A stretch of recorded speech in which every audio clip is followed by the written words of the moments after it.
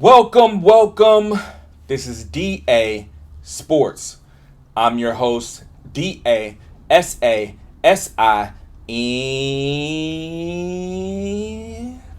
Thank you. This is episode number 49. Now, in today's episode, we have a couple of things to get into. We are going to recap the main event from UFC 313 that happened this past Saturday. Then we're going to finish the episode talking about NFL free agency. NFL free agency just kicked off this week. We've had some big news in terms of players re-signing with their teams and some big news with players signing with different teams. We're going to touch on a few of the re-signs and about 5 of the players going to new teams, how they will impact those teams, and what we can look forward to going forward into the NFL season. So let's get into it. Okay, so to start, we are going to recap UFC 313. We're going to recap the main card, and basically we're going to recap 3 of the fights from the main card. To me, these are the 3 fights that I would say were the most interesting for different reasons. Of course, we're going to talk about the main event because that's what the card was about. We're going to talk about the co-main event, and then we're going to talk about the most exciting knockout on the main card that was the first fight of the main card. So to start off, we're going to do it in chronological order of how the fights occurred. So the first fight we're going to talk about was Rufi versus Green, which was the first fight on the main card. Now, for those that don't know, King Green has been around for a long time. He's fought a lot of the top talent in the weight class. He has a very excellent striking history, very awkward movement, and he carries himself with a very strong presence that a lot of people either strongly like or strongly dislike. But he's definitely entertaining, one of the most entertaining fighters in the UFC. And he was fighting Rufi, who is a fairly newcomer. He is fighting as a part of the Fighting Nerds gym. So there's a group of fighters. They call themselves the Fighting Nerds. They all fight out of Brazil. And they all wear the Clark Kent glasses, where it's like an open black frame glasses with no lens with like the white tape right in the middle. And it's kind of like their signature look. And so far, everybody that has come out of the Fighting Nerds has been tremendously successful. And it kind of really speaks to the whole moniker, iron sharpens iron. Because clearly these guys are sparring and training with each other on a regular basis. And I feel like it has benefited all of them. They've all had impressive knockouts. They've all beaten tough competition. And literally every single one of the members who has come in from the Fighting Nerds has had success. And it seems like they're all rising together. It's like they're all helping each other as they go up and up. The first one of the Fighting Nerds was Caio Bahaio, and he definitely has a great personality. That's the thing that's really interesting about this group, is that they all have a unique personality, and they have exciting fighting styles, but slightly different ways of doing it. And this fight fit right into their core of what they've been showcasing. So Rufi finished this fight in the first round with one of the most explosive kick knockouts that we've seen in a very long time. It was a spinning heel kick. It really caught Green off guard because he kind of faked like he was going to spin the opposite direction and gave him something to freeze, and then spun backwards with his back foot, catching him across the side of the face with the heel, and it landed perfectly right on the temple, and King Green was knocked unconscious immediately. So much so that as he fell in slow motion, it was like his body was being broken down in sections, and then his head hit the canvas and then slid like he was like a worm being dropped from somebody's fingers. And he just was completely out. And then, they were able to get him back from being unconscious, and you could tell he had no idea what happened. You can even see as Rufy was celebrating that he's standing and talking to his corner like, hey, what happened? And his cornerman is telling you, well, you had your hands down, he kicked you in the head, and you got knocked out. So it was definitely an exciting fight for as long as it lasted. Exciting knockout. Another huge ending for, like I said, the Fighting Nerds camp, and they continue to look impressive. And I'm looking forward to Rufy's next fight. He's been, like I said, one of those showstoppers in all of his fights, and very exciting to see what happens with his career going forward. Now, the next fight we're going to talk about was, in my opinion, the best fight out of all the fights on the main card. That was Justin Gaethje versus Fiziev. Now, Gaethje-Fiziev, we knew going into this fight that it was going to be explosive. It was going to be full of hard hits and great exchanges. Now, these two had fought before. And this matchup was a little bit different because Fiziev was an actual replacement. And I believe he got noticed, I think it was 10 days beforehand. So, no, he didn't have a full camp, but he knew what to expect going into this camp. And they said that he was relatively in shape. You know, he may not have been in his peak condition, but I don't think his conditioning as a whole played a factor in why he ended up losing the fight. He started off great. He was winning he won the first round for sure. And the second round, he was winning, I would say, like the beginning of the second round. And then from about like the 3-minute mark of the second round, Gaethje really started to turn up the pressure. He caught him with some great dirty boxing, and especially an uppercut that put Fiziev to the ground. That was probably the most impactful one shot throughout the entire fight. He caught him with an uppercut in close and dropped Fiziev to the ground, then jumped on top of him and landed a lot of good ground and pound to finish out the round. And then the third round started, and they were going back and forth, but it just seemed like Gaethje had a little more gas. Now, not to the point where like Fiziev was just like out of shape. It just, he had a little more. His punches had a little more behind it. He was a little more aggressive. And so when they would come close in their exchanges, it seemed like Gaethje would land one or two more punches than Fiziev in those exchanges. And by the end of the round, you could just tell from the body language that Gaethje felt more comfortable in his strikes. And you could see it on the face of Fiziev. His eyes were almost closed up, very swollen on both sides. He had some knots on the side of his face. Now, don't get me wrong, Gaethje was bruised up too in his face, but not to the same extent that Fiziev was. But overall, this fight was fantastic. A lot of great combinations, striking, just energy, and back and forth. This is what makes UFC so much better than every other fighting organization, is because you get the best of the best fighting each other on a regular basis. And this fight symbolized what the UFC is really about, and really kind of what people, I think, expected from the main event and didn't get, but they definitely got it in the co-main event. So glad for both of these fighters, and glad for Gaethje to pull off the victory. And he said he didn't want to fight Fiziev ever again unless they had to, because they're fighting for a belt. And I think that's kind of one of those things where they agree on a lot of mutual respect between the two fighters, and you love to see it go out like that. Now, the last fight that we're going to recap was the main event. That was Pereira versus Ankalaev. Now, this fight had a lot of hype. Both fighters had been on a huge winning streak, and there was a lot going into it. This was probably the lowest odds that a Pereira fight has had since he's been a champ.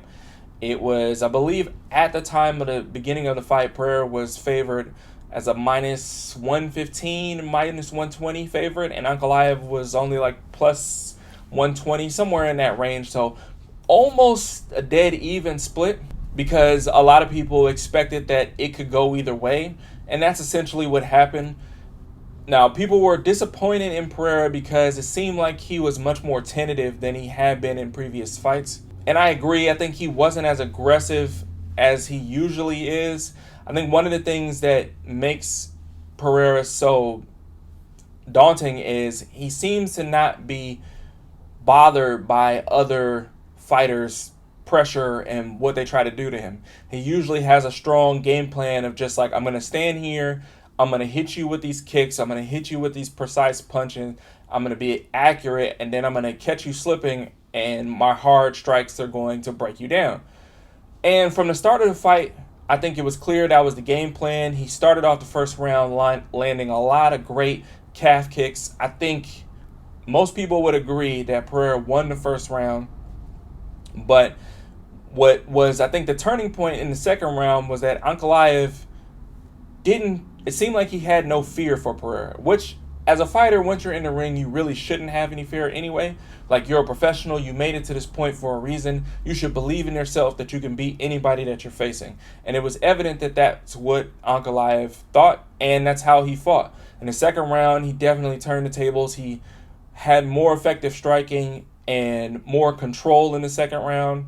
And then, it seemed like the momentum was shifting. Now, in the third round, I think it came back the other way. Personally, I think that Pereira won the third round, but it was a closer round. It definitely wasn't clearly one way. Now, in the fourth round, I think Ankalaev also won that round. I think, he had more effective striking. He had more effective control. He seemed to be doing the more damaging shots in that round. Then came the fifth round, which going into the fifth round, I think it was 2-2. Now, in the beginning of the fifth round, I think that Pereira was winning the fight. I think that he was landing the more effective strikes. I think the biggest negative of the fifth round was that for the last minute of the round, Ankalaev was able to get a clinch and press him up against the cage and then land some shots while they were pressed up against each other. In my opinion, those shots that he landed against the cage, they weren't really damaging. It was more so of like a control thing. But if you look just purely statistically, during that time frame, because he was landing shots to the body, during that last minute, he ended up surpassing Pereira in landed strikes for that round. And I think that's essentially what ended up giving him the win. Ankalaev did go ahead and get the win. He is now the champ. And for the most part, even though I scored the fight 3-2 for Pereira, I'm not upset with Ankalaev winning 3-2. I think that's a fair assessment. I do think that they're, round 3 and 5 were close enough to where you could give one of those rounds to Ankalaev. I gave 3 and 5 to Pereira along with 1, but one of those rounds going the other way, okay, maybe. The only problem I had with the scoring is that there was one judge who gave Ankalaev 4 rounds to Pereira's 1, and that to me was just ridiculous. There's no way Ankalaev won 4 rounds, and I think it kind of goes to the whole thing of a lot of these judges, especially in the MMA, it seems like they don't quite understand the judging criteria, and a lot of judges put way more stock in control over effective striking, even though the judging rules state that effective striking is the most important factor in judging a fight. So just purely going off of that, if one person is landing more effective strikes for 4 minutes and then the other person has control the last minute, you shouldn't be giving the round to the guy who had the control in the last minute. But again, because that one scorecard wouldn't have changed the overall outcome, even though I had the fight going another way, I'm not upset about the decision. I just think that judge specifically kind of needs to take another look at the rule book and maybe, have some scrutiny, because I think that 4-1 was a kind of crazy scorecard. But overall, UFC 313 was great, and I look forward to the next UFC pay-per-view event, which I believe happens in the beginning of April, and I'll be there to tune in for that too. So to finish off this episode, we are going to talk about NFL free agency. Now, NFL free agency just kicked off a couple of days ago. There were, of course, at the end of last week, some talks about some of the re-signings before it was official, but we now know the ones that were actually official now that free agency has opened. So I'm going to start by talking about 3 of the most impactful re-signs. Then after that, I'm going to get into 5 the most impactful new signings where a player changed teams. So to start with the re-signings, of course, we got to kick it off with the biggest re-sign during this time period, which was Myles Garrett re-signing with the Browns on a historic contract. His new contract is going to be getting paid $40 million a year. The significance of this is twofold. One, at the end of last season, Myles Garrett came out and said, you know what, he's tired of being on a losing franchise. He's tired of not being able to compete for a championship. He's too great of a player to not have a chance to win it all. And everybody pretty much agreed with him. Like, yeah, that makes sense. Like, you don't want to spend your greatness on a team that never wins. And it's not because of him. He's either leading or close to the top in sacks essentially every single year that he's healthy. And he's consistent. Even if you don't consider him the best defensive end in the league, at worst you might put him third, maybe. I think I at worst would put him second, but he's definitely in that top three worst case scenario and has a strong argument for being number one. So it's impactful because the Browns got to retain their best player, which nobody wants to see their best player go anywhere. He also raises the market for other defensive ends, so a lot of other defensive ends are in that window of where they could renegotiate or the contracts are coming close to an end. You got Trey Hendrickson for the Bengals, who is at the end of his contract. So how will this play into whatever team that he probably ends up signing with? Then you also have players like TJ Watt, who's another top-tier defensive end, who I would say could definitely argue that he should be paid the same amount that Myles Garrett is. He's had the same level of production, and I feel like he's a star to Pittsburgh. I don't think that Pittsburgh would let him go somewhere else or trade him.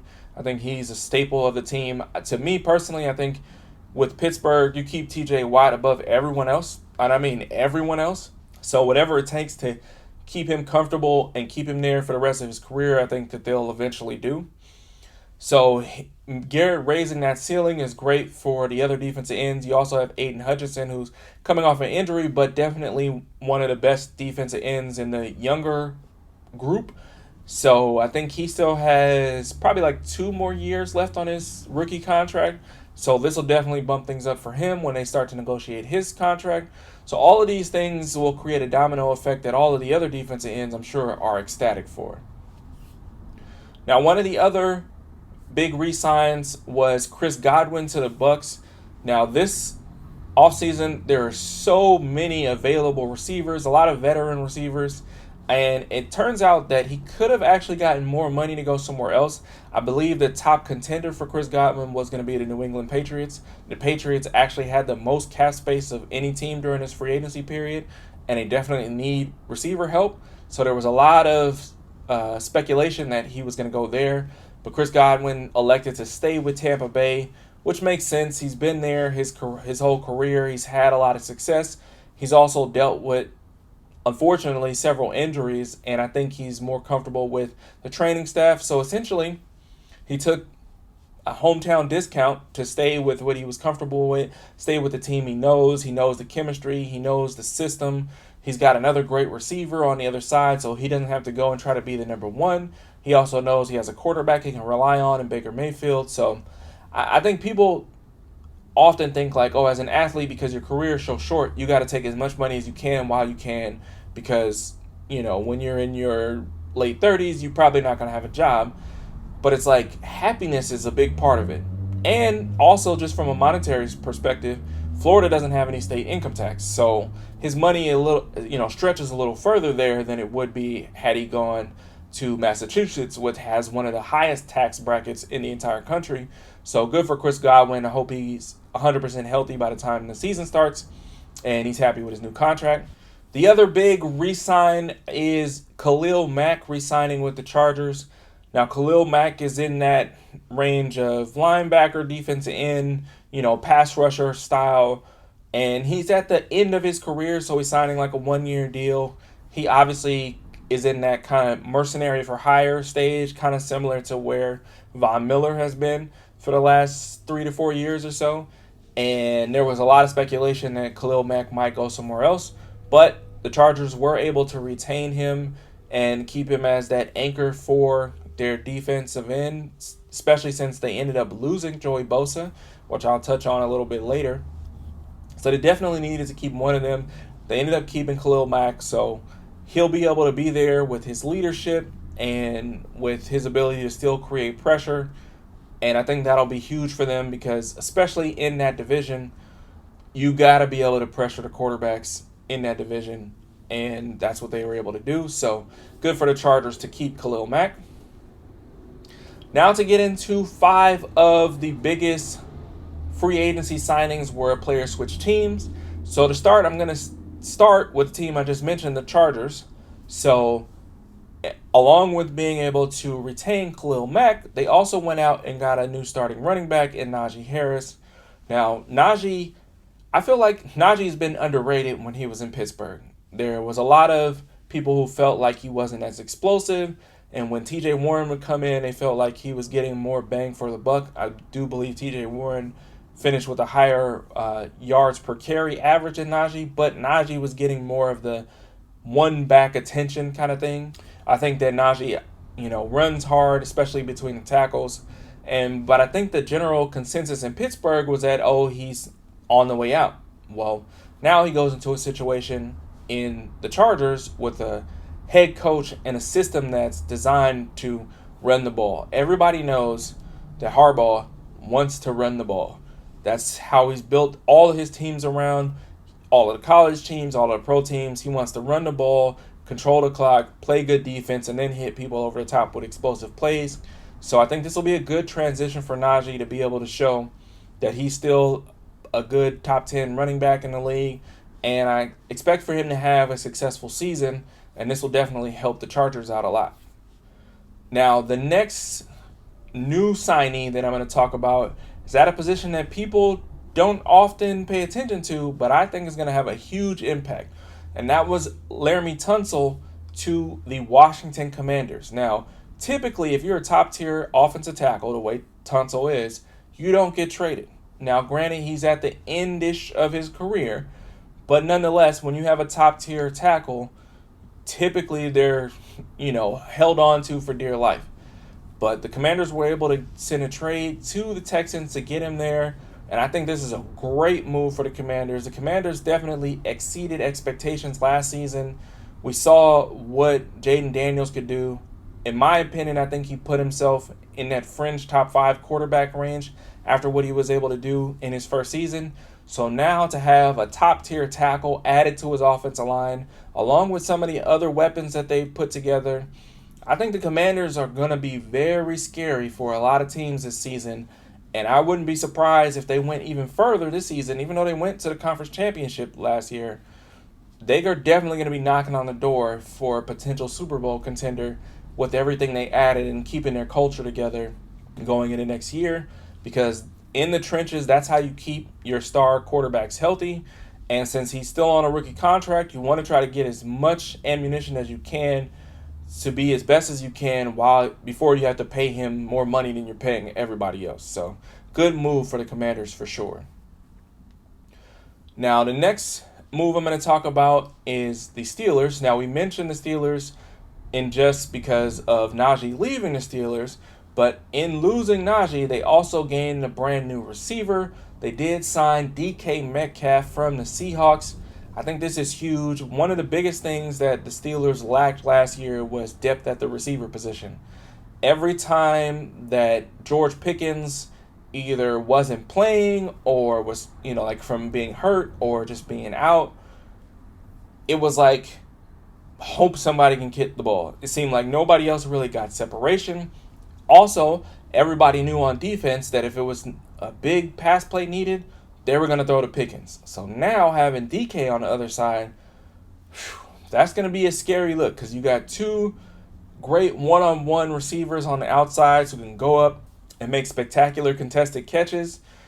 DK also adds a top flight level of speed to stretch the defense, what could really open up more things for crossing routes for Pickens. So Pickens should be excited about this. I heard some rumors about he might want out, which is kind of crazy to me because getting another top-tier receiver will help him immensely. So hopefully he stays there. I think DK and Pickens being a tandem will be great for their team. especially considering that they still like to run the ball and be a smash mouth team. So having two explosive receivers on a smash mouth team is excellent. Their only problem right now is they don't have a quarterback, which that's kind of a scary thought. But if they're able to get one of these other top quarterbacks, like if they're able to sign Aaron Rodgers, Pittsburgh is going to be a scary team going forward. So we'll see what DK's impact is, but definitely looking forward to that one. And then the next one I'm going to mention is Joey Bosa. I talked about the Chargers earlier. This one is the Chargers lost was Joey Bosa, and he's going to the Buffalo Bills. So essentially, Joey Bosa is replacing Von Miller. So Von Miller, like I mentioned earlier, is at the end of his career. He's like a, mercenary for hire, hunt the quarterback kind of a player. And I feel like that's where Joey Bosa is at this point in his career. So now they went from Miller to Bosa. We'll see if he has production. Bosa's production has been down the last few years, so we'll see if he's able to get it back up. The Bills, in a general sense, have a lot of good players on their defense. A lot of the young players that they played last year got a lot of great experience, so them coming back, it kind of actually reminds me of the Chiefs defense when, from a few years ago when they had all these rookie starters and people were expecting them, to be out of place, and then they ended up winning the Super Bowl. So then they rolled that over the next year and added a couple of pieces here and there and were able to win it again because those young players got experience and went through the rough patch and now got a lot better for it. And I feel like Buffalo's defense is positioned the same kind of way to where they could be a very scary team again this year and maybe even get over the hump and represent the AFC in the Super Bowl. Now, the last new signee I'm going to go into is the Los Angeles Rams. The Rams just signed Davante Adams. So, another top-tier receiver to add to Puka Nacua.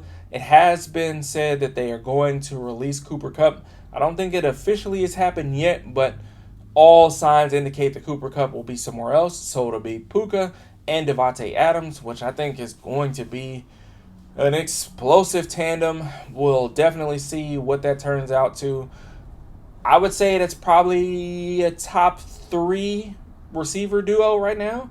I mean, you got obviously Chase and Higgins, and then you've got A.J. Brown and Devontae Smith. I think, in that next group, you got Davante Adams and Puka Nacua, George Pickens and DK Metcalf. I think that next stage is probably right there. And obviously, I'm sure Sean McVay is salivating over seeing these two together. Definitely going to create problems. And you think about Davante's knowledge and experience, being able to implement that with Puka and help him with the little nuances. Because we all know Puka is a dog. Like, he's aggressive. He runs routes and runs aggressively like he's a running back, and he likes to punish defenders. So having those two and being able to have Puka with a little better footwork and learning, ins and outs of consistent route running that he'll learn from Davante, it's gonna be a scary thing in LA. So definitely looking forward to seeing how that plays out. But that wraps up the talk today about NFL free agency. That also wraps it up for this week's episode. I want to thank you all for tuning in. Please make sure you like and subscribe, and I look forward to seeing you in the next episode. Peace.